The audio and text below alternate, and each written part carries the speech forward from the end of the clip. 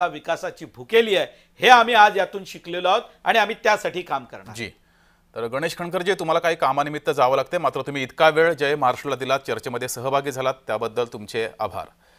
तर एक ब्रेकिंग बातमी पाहूया। एनडीए 192 जागांवर आघाडीवरती आहे। 190चा आकडा सुद्धा एनडीएनं पार केलेला आहे। महागठबंधनला मात्र मोठा झटका आहे। 43 जागांवरच केवळ आघाडीवरती आहे। महागठबंधन आता 42 जागांवर एक जागा सुद्धा त्यांची कमी झालेली आहे। मात्र बिहारमध्ये भाजपा सर्वात मोठा पक्ष ठरतोय। भाजपा 87 जागांवर आघाडीवर, मित्रपक्ष जेडीयू 79 जागांवर आघाडीवर, तर दुसरीकडे महागठबंधनला मात्र मोठा फटका आहे। 43-42 जागांवरच महागठबंधन आघाडीवर आहे।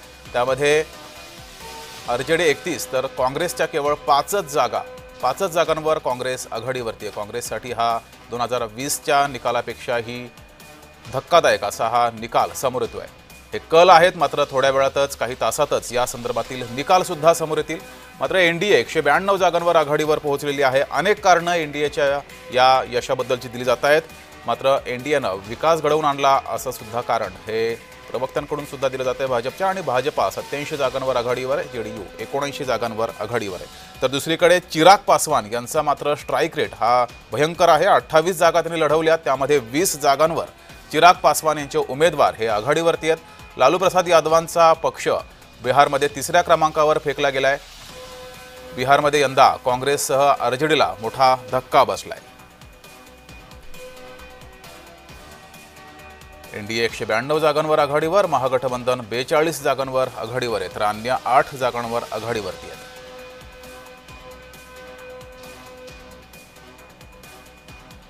राजकीय विश्लेषक चंद्रशेखर नेने आपल्यासोबत जोडलेले आहेत। चंद्रशेखरजी, चिराग पासवान यांचा स्ट्राईक रेट पाहता 28 जागा त्यांनी लढवल्या, 22 जागांवर आघाडीवर आहेत, काय कारण असावीत? मला असं वाटतं की चिराग पासवान हे मुख्य म्हणजे त्यांच्या वडिलांच्या पुण्यावरती राजकारणात आले।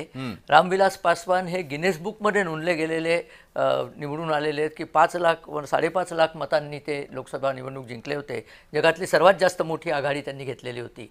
तर त्यांचा जे क्षेत्र आहे तिथे त्यांची लोकप्रियता अबाधित आहे आणि भाजपच्या श्रेष्ठींनी किंवा एनडीएच्या नेत्यांनी हे बरोबर ओळखलं होतं।